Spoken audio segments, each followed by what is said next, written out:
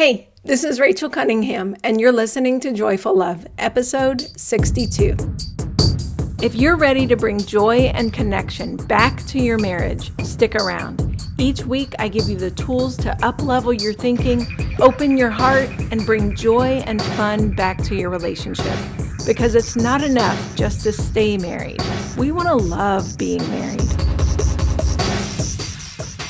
The thing we're going to talk about today is neurodivergent relationships.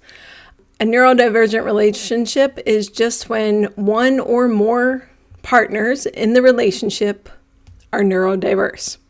So neurodiversity refers to a variation in how one's neurology, their brain, and their nervous system operates. We typically think of it as the autism spectrum or ADHD, but it can include a lot of other things too, like OCD, sensory processing difficulties, and just a lot of different brain variations. And the amount of people, the amount of humans who are neurodiverse in this world they're guessing it's about 15 to 20%. I'm actually wondering if it's a little bit more. I don't know, because I think a lot of people go undiagnosed. So my own family is very neurodiverse. In my immediate family, just with my husband and I and my kids, we've got ADHD, we've got autism, we've got sensory processing disorders, we've got Tourette's syndrome, and that's just things off the top of my head that we get to interact with on a daily basis and actively learn how to live with each other with. So I get it. I totally get being in a family of neurodiversity.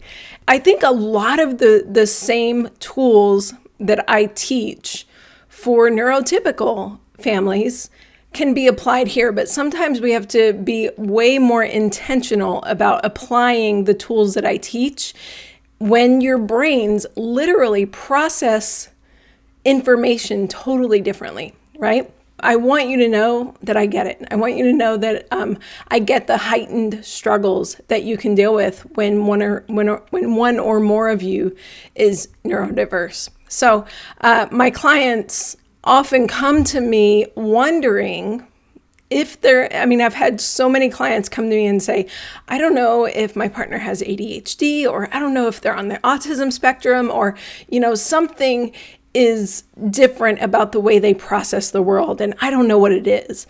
And I think this is interesting because if you have a partner who is over 35, who displays some of these symptoms, but they're functioning enough in the world to where they may have never been encouraged to seek help, it is likely that they were never diagnosed or had therapy to help them to understand themselves and help them to understand how to operate in a world that is set up for neurotypical people. This entire world is set up for neurotypical people. Even when you just look at the school systems and things, right? Like the way the school system is set up is for people who can sit still and do the work and process information in a very specific way. My oldest child, I very quickly learned that the school system was not set up for her. So we decided to homeschool her. And we tried several different times to put her into a school system, and it just didn't work. The best thing for her ended up being to bring her home and to let her learn in a way that she thrived in. So that's what we chose to do. There are way more schools now and education systems to help kids who are neurodiverse, and that's beautiful and amazing. But for us, we just decided that homeschooling was best for her. But if you have a partner who has never been given therapy or help or been taught how to be a neurodiverse person in a neurotypical world, then it's very likely that they are stuffing their feelings and just trying hard to get through life. right? Just trying hard to figure it out and be a part of this world without causing too much trouble, right? And that can really lead to a lot of anxiety and depression in people who have never been taught how their brain works and how to function in this world and how to make the world function for them as well, right? It's not just about the mistake that we often make is to look at a neurodiverse person and tell them, you got to fit into this box.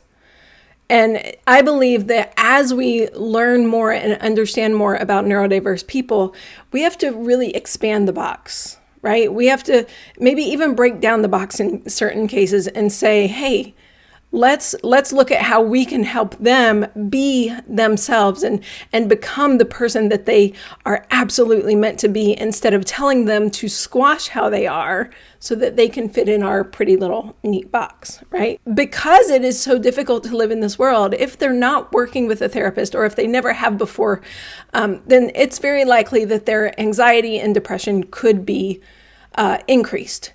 And maybe because of that, they may have learned different coping skills that may be unhealthy. They may be over drinking to deal with some of their anxiety and depression. They may be checking out at night and really escaping in an extensive way that's not just a normal way, that may be hindering your relationship. So let's talk about some of those things today. I will say that, therapy has been a massive help for our family.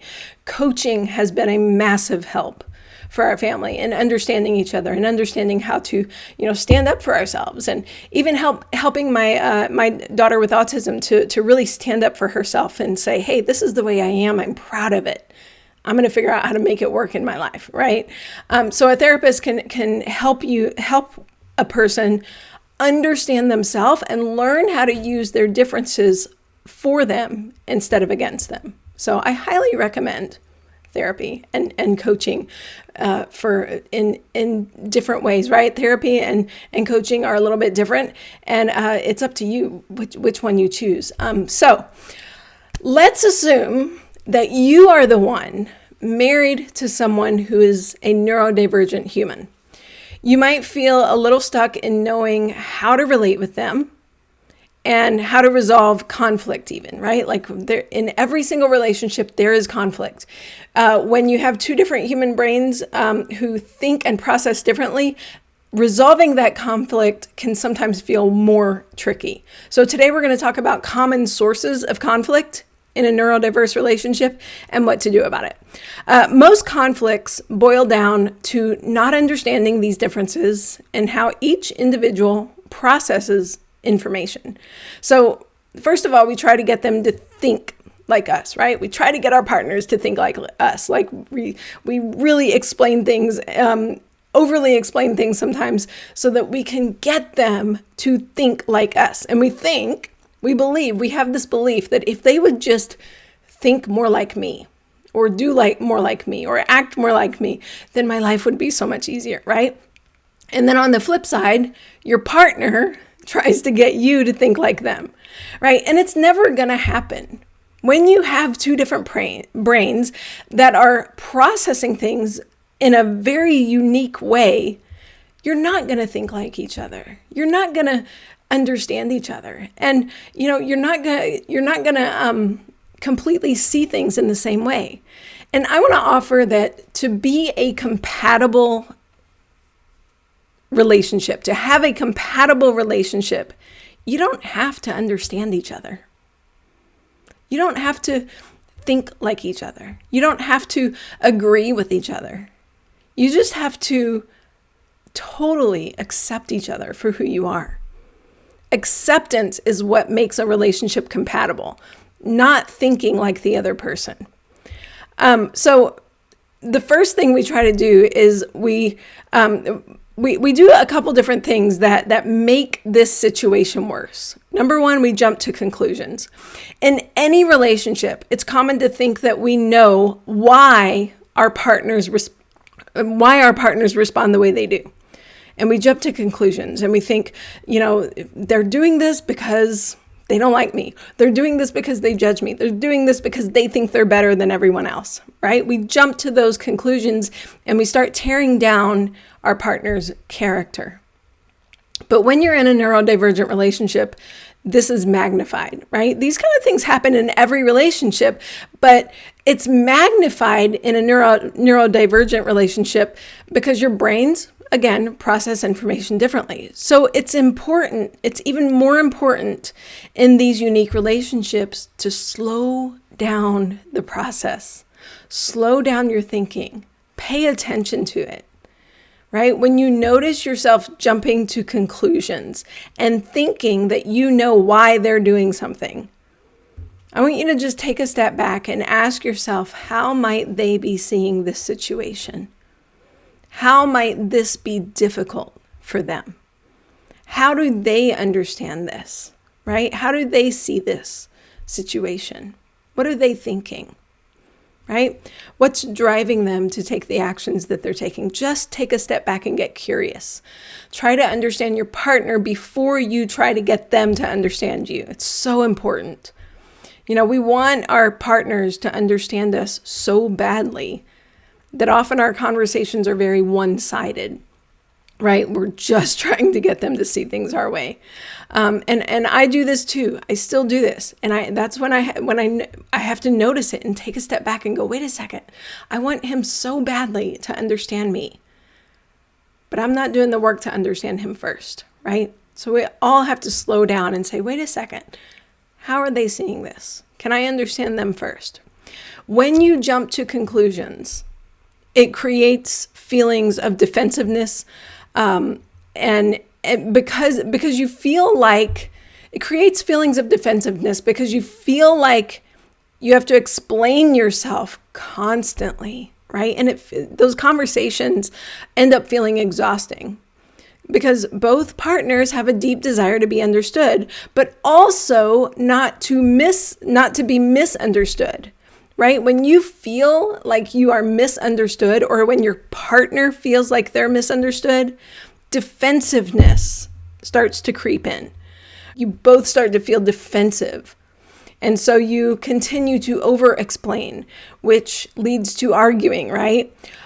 Or if you're tired of over-explaining and arguing, you start to just shut down. And especially people who have sensory overload. If you have a partner who is neurodiverse, it's very likely that they have sensory overload. And so shutting down and avoiding conflict is actually very common. And so both over-explaining and arguing and shutting down and avoiding conflict can feel exhausting and lonely. Right? It can feel so lonely when you don't feel heard and when you feel like your partner is just avoiding everything. Or even like if you are avoiding things, it can feel lonely in you. Not only do we not understand our differences, but we don't value our differences, right? And really hold them up with a pride and see the beauty in our differences. When you are the neurotypical in your relationship, you are used to seeing more people think like you do.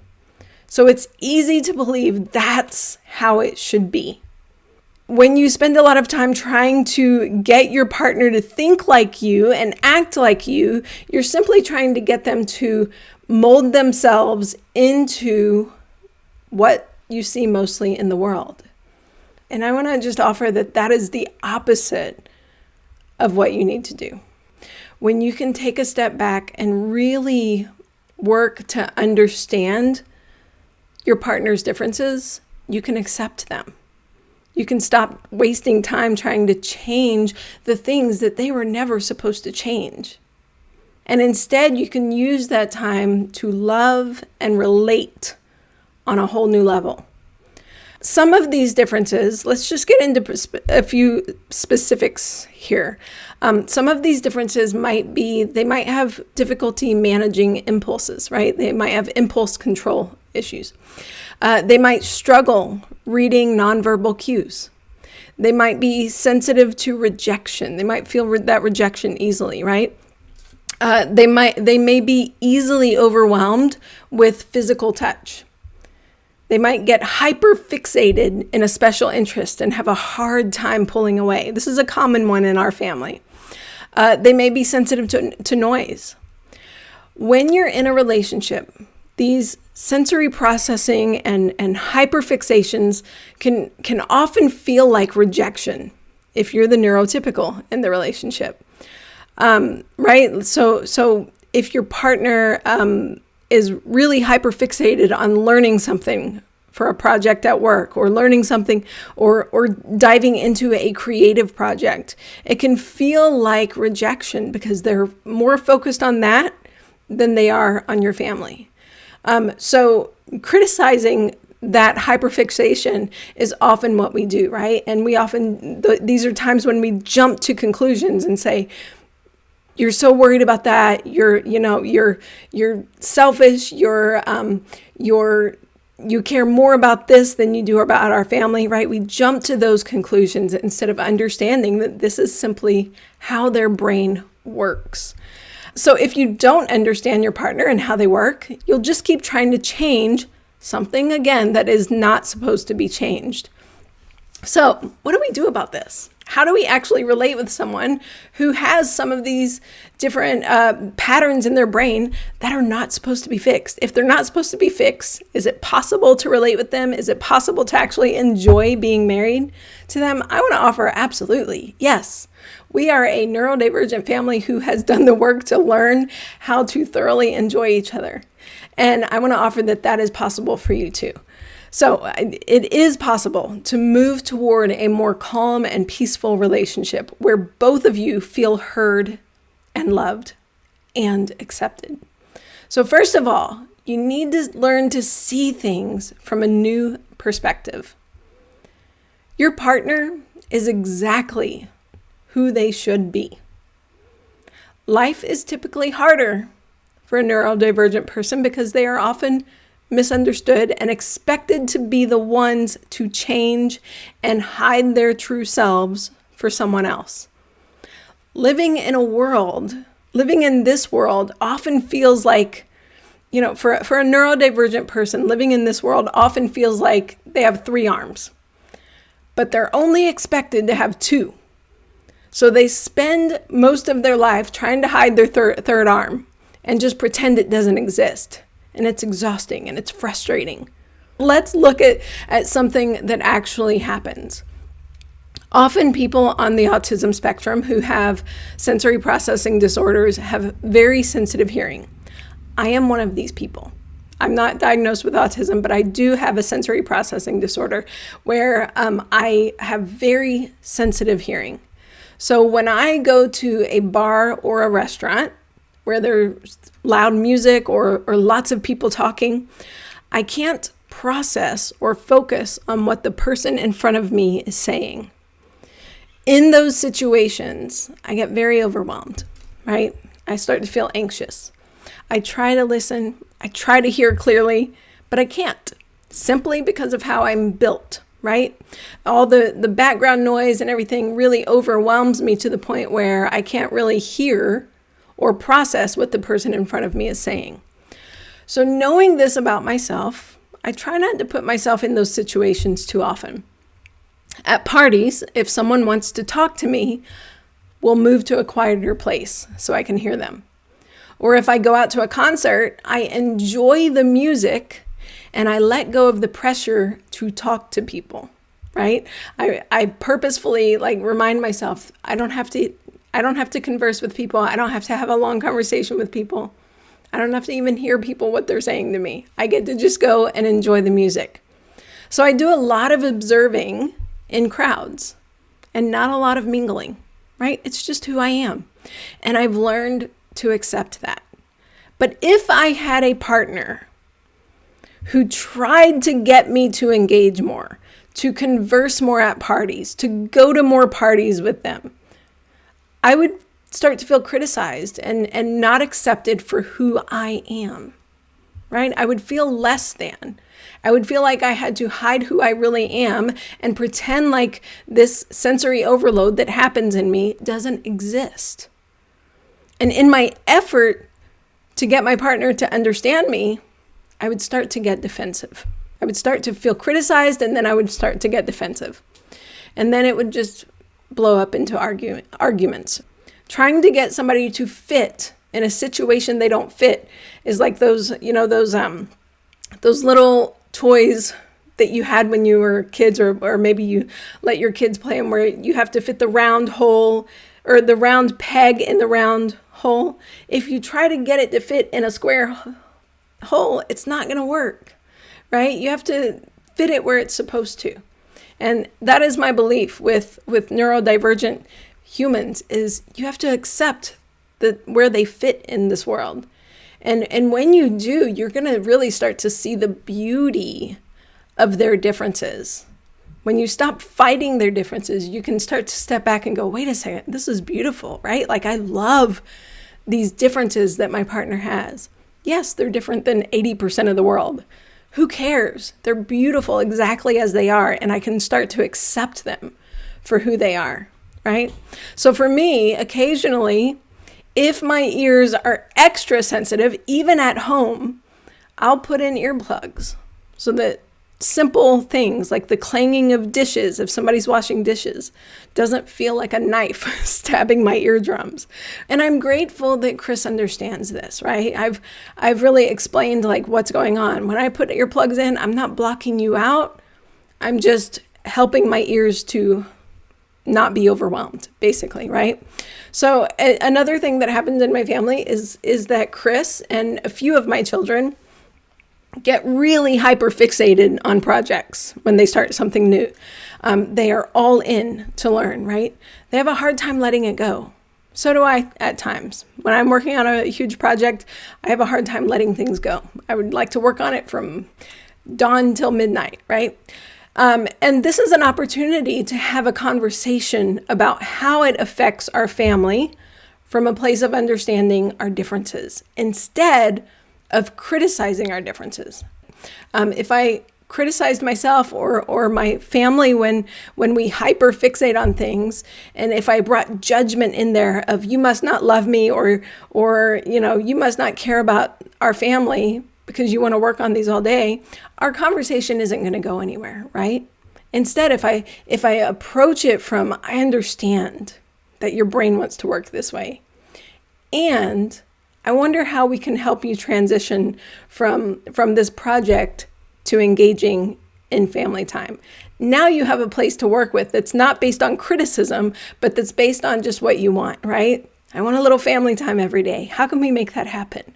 Those conversations are going to feel so much better if they're approached from acceptance and love, instead of you are doing something wrong. You are wrong for who you are. Do you see that? So the second thing is to set realistic expectations. Don't try to make their brain more neurotypical. It ain't going to work. Instead, meet them with full acceptance and work to see things clearly. For example, instead of seeing your partner's differences as evidence that they don't care about you, what if you first saw even their actions as ways that they've learned to cope? They have had this lifelong process of trying to figure out how to cope in this world. Sometimes they're healthy actions, sometimes they're not, right? But if you can understand it from a place of this is how they're trying to cope, now you can kind of approach it from a whole new way. Sometimes, let's be honest, these coping skills that they've learned are unhealthy. They may yell to release pent-up frustration. They may criticize to deflect the criticism that they feel. They may interrupt you a lot so that they can be heard and understood, right? They may shut down a lot due to sensory overload. And going back to that, interrupting a lot so that they can be heard and understood, even they may be aware that, oh, this is not working, but they're in such a mode of people trying to get them to change who they are that they feel like they have to jump in and quickly explain. So it's important that you understand the why behind these habits, right? You can begin to take one at a time, meet it with understanding and acceptance, and then have a conversation that connects you as you work towards a better way of coping. instead of one more conversation that turns into arguments and disconnects you. A realistic expectation will accept that your partner is easily overstimulated in certain situations.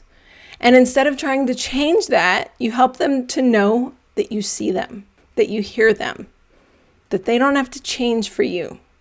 They can skip the party. They can take a break in your bedroom if people come over, right? I have a kid who does that. If we have people over, they'll come down and engage for a while, and then they're like, okay, I need a break. And they'll go to their bedroom to take a break, and then they might come out a little bit later. It's just part of what they need to do to process and live in this world. Your partner can wear earplugs if they need to block out some sound, right? And on the flip side, as you are learning to let your partner be fully them, I want you to stop trying to change for them as well. You get to be fully you. If you love a good, loud party, if that is your element, go. Enjoy it. Dance. Have fun. Be loud. Where we make things more difficult for us is when we try to make our partners more like us, or if we diminish ourselves and we try to change to be more like our partners. In that circumstance, when both partners are trying to figure out how to change so the other person will accept them, or so that they can be quote unquote compatible, no one's happy in that circumstance. Both partners feel like they have to change themselves to be in this relationship. But remember, a beautiful, healthy relationship is simply two human brains coming together to love, to grow, and to have fun in life. And you get to embrace who you are fully and take complete ownership for your own joy and peace in life. And then you get to let your partner do the same. And sometimes you're going to meet in the middle for fun. Let them be completely who they are in all their differences, in all their own unique neurodiverse beauty, and then meet in the middle for fun.